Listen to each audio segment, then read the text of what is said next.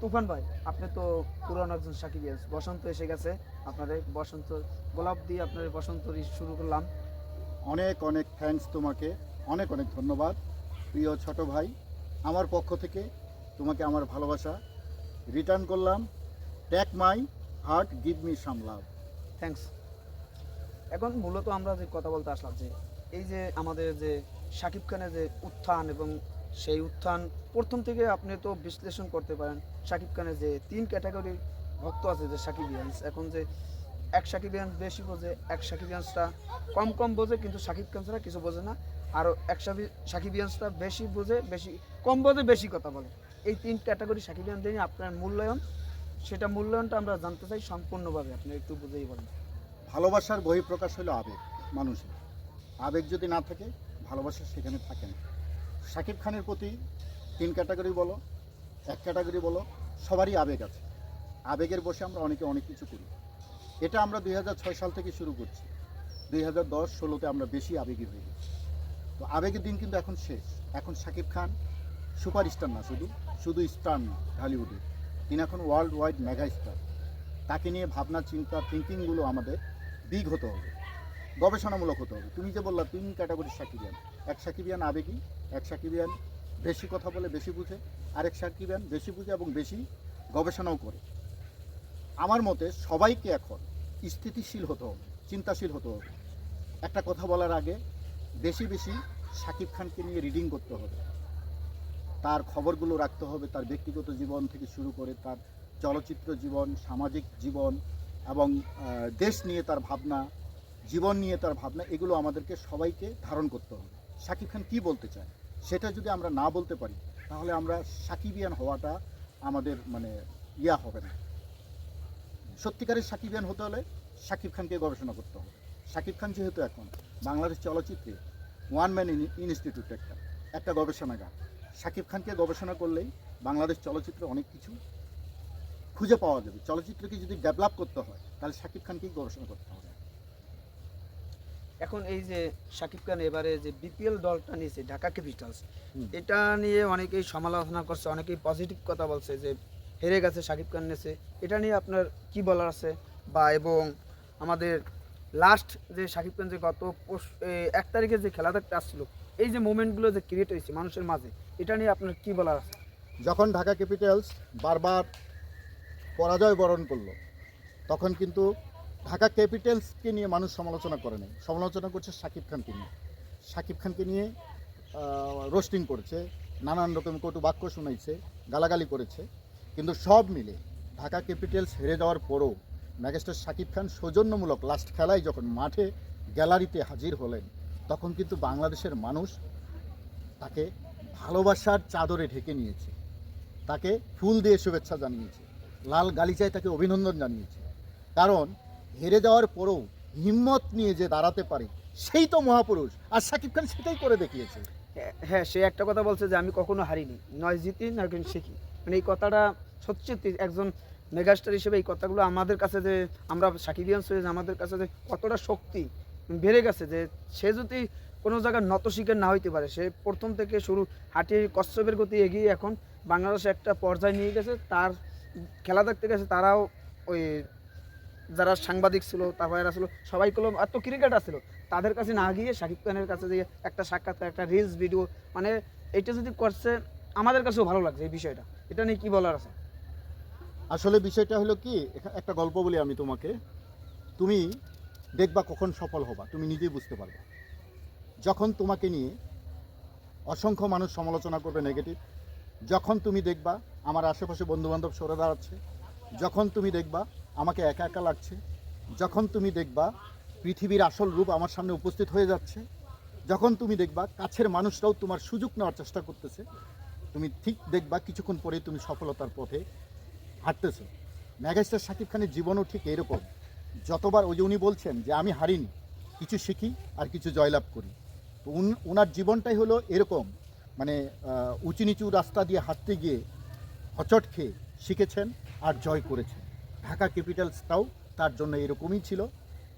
ঢাকা ক্যাপিটালসে খেলার সঙ্গে আমরা দেখছি নেটিজনরা কী বলছে, যে শাকিব খানের কেরিয়ার শেষ, শাকিব খানের ক্রেজ শেষ, তার সিনেমা আর দেখবে না, সে সস্তা হয়ে গেল, একটা ইত্যাদি। কিন্তু মাঠে যাওয়ার পরেই দেখলাম সঙ্গে সঙ্গে সোশ্যাল মিডিয়া একদম গোটা ওয়ার্ল্ড ওয়াইডভাবে ভাইরাল হয়ে গেল, তাকে সাধুবাদ জানালো সবাই।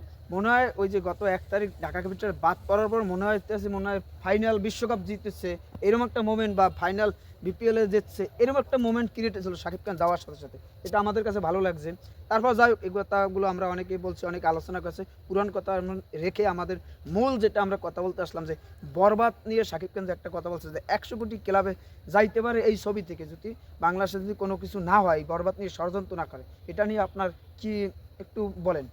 আচ্ছা, আমরা এর আগে দেখেছি শাকিব খানের অনেক ব্লকবাস্টার সিনেমা যেটা 50 কোটি টাকা ওভারকাম করতে পারেনি।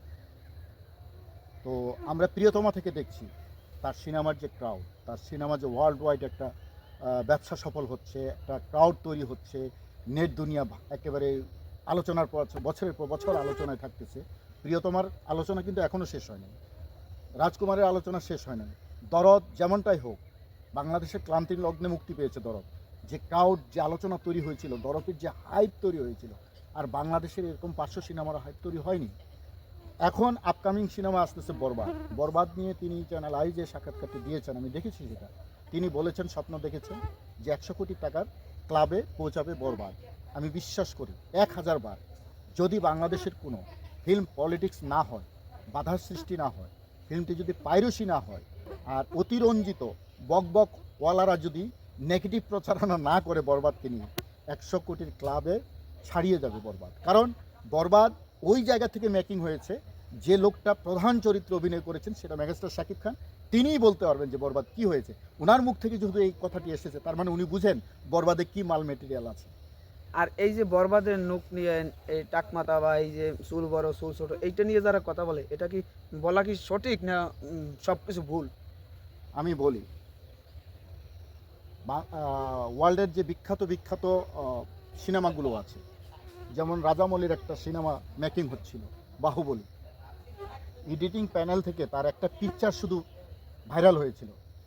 বাহুবলী কয়েক কোটি, অর্থাৎ প্রায় 50 কোটি টাকা খরচ করছিল সেই এডিটিং টিমকে। সঙ্গে সঙ্গে সেই এডিটিং টিমকে বাদ দিয়ে নতুন একটা এডিটিং টেবিলে দিয়ে ইয়া করে এই তোমার এই সিনেমাটা রিলিজ দেয়। তাহলে কি একটা ছবি শুধু, আর আমরা বাংলাদেশিরা হলে কি হতো, একটা ছবি তো, এটা তো দারুণ, ওয়াও ইয়া, আমরা ভিডিও টিডিও বানায় প্রচারণা করে দিতাম। তো রাজামৌলি এই কাজটা করলো কেন? এখন যারা বলতেছে বরবাদের লুক নারিয়া মাথায় হবে, বরবাদের লুক চুলা মাথায় হবে, এটা জানি, বরবাদ টিম আমাকে পারমিশন দিছে এটা প্রচারণা করার জন্য, এগুলো ভুল থিং। এটা হয়তো বরবাদ টিমের দুর্বলতা, মার্কেটিং দুর্বলতা, সিনেমার মার্কেটিং তারা করতে পারতেছে না, এটা তাদের ব্যর্থতা, এটা অন্যায়, এটা ভুল, এটা ক্ষতি, এটা আমাদের মেগাস্টারের ক্ষতি, এটা বরবাদ সিনেমার জন্য ক্ষতি। এখন নতুন প্রডিউসার পরিচালকরা আসলে তাদের অনেক কিছু জানার আছে, নাটক যতই করুক তারপরেও আমাদের মেনিসে প্রথমবার মতো শাকিব খানের নিয়ে কাজ করতেছে। এটা যদি একটা ভালো পর্যায়ে নিয়ে না যেতে পারে, তার কেরিয়ারও ডাউন, এবং শাকিব খানের কেরিয়ারে ছবি একটা সুপারহিট ফলো করলে কিছু শাকিব খানের কিছু যায় আসবে না, কিন্তু পরিচালক প্রযোজক দুজনের লস হয়ে যাবে। এটা নিয়ে তারা যদি ভালোভাবে একটা প্ল্যানিং করে প্রমোশনটা করে, এটাই আমাদের আশা, নাকি? থ্যাংক ইউ বিজয়। আমরা সবসময় পজিটিভ চিন্তাভাবনায় থাকি। সকল সাকিবিয়ানদের কাছে অনুরোধ, বরবাদ আমাদের মেগাস্টার শাকিব খানের ফিল্ম, 2025 সালের ড্রিম প্রজেক্ট। বরবাদকে সুপার ডুপার ব্লকবাস্টার করতে হবে এবং পজিটিভ ভাবনার সঙ্গে থাকতে হবে। আসুন সবাই মিলে একসাথে কাজ করি। আর বরবাদের একটি ট্রেলার আসতেছে, আমাদের short film, fan made short film, বরবাদের ফুল শর্ট ফিল্মটি আসতেছে আগামী 6 তারিখ সন্ধ্যা 7টায় ফারজানার পেজ থেকে। সবাই চোখ রাখুন। আমি সাথে আছি বিজয় আমার সাথে আছে। সবাইকে বসন্তের শুভেচ্ছা, ফাল্গুন এসে গেছে। আর একটা শেষ কথা তুফান ভাই, এই যে আমরা বরবাদ নিয়ে কথা না বলে আমরা যে তাণ্ডব নিয়ে কথা বেশি বলি, এটা নিয়ে কি বলার আছে? আচ্ছা, তাণ্ডবও আমাদের সিনেমা, যেহেতু আমরা কারেন্ট প্রজেক্টের কথা বলছি, একটা সুপার ডুপার ব্লকবাস্টার হবে, তারপরে একটা প্রজেক্ট ধরবো। তাণ্ডব নিয়ে আলোচনা হবে খুব সামান্য, জাস্ট হেডলাইনে রাখার জন্য, কিন্তু মূল আলোচনাটা হবে বরবাদ নিয়ে। আর যারা তাণ্ডবকে হেডলাইনে রেখে পুরো আলোচনাটাকে বরবাদকে চাপা দিতে চায়, তাদের জন্য বলি তারা বরবাদের শত্রু। বিদায় বরবাদের শত্রুরা হুঁশিয়ার, মাঠে আছে কিন্তু আমরা সাকিবিয়ানরা। ইয়েস, আমাদের মেনেছি কি, আমাদের শাকিব খান যে ছবি করুক, আরও 5 বছর পর যেটা করুক সেটাও আমাদের, সেটা নর্মাল হোক ভালো হোক, সব ছবি আমাদের। কিন্তু আমাদের যেটা ফার্স্টে আমাদের যেটা দিয়ে আমরা মুক্তি পাবে, সেটা নিয়ে আমরা কথা, যদি 5টা ভিডিও বানাই তার মধ্যে 4টে ভিডিও বানাইতে হবে সে বরবাদ নিয়ে, একটা বানাইতে হবে তাণ্ডব নিয়ে। আমি 5টা কথা বলছি, 10টা বানাইলে একটা তাণ্ডব বানান গিয়া আমার দৃষ্টিতে। সবাই ভালো থাকবেন, ধন্যবাদ। আমাদের কথাগুলো কেমন লাগে সেটা আপনারা কমেন্টে জানাবেন। জানি আপনাদের এই কথাগুলো ভালো লাগবে না, ভালো কথা আপনারা শোনেন না, খারাপ কথাই শোনেন। তারপরেও আপনাদের পর দায়িত্ব ছেড়ে দিলাম। সবাই ভালো থাকবেন। আসছে বরবাদ, আর 6 তারিখ বরবাদ শর্ট ফিল্ম আসতে যাচ্ছে, সেটা ভাইকিং স্কোয়াড এবং ফারজানার পেজ থেকে। সবাইকে সাইলেন্ট করে দেবে, বরবাদ আসতে আছে। তুফান ভাই নাকি? সাইলেন্স।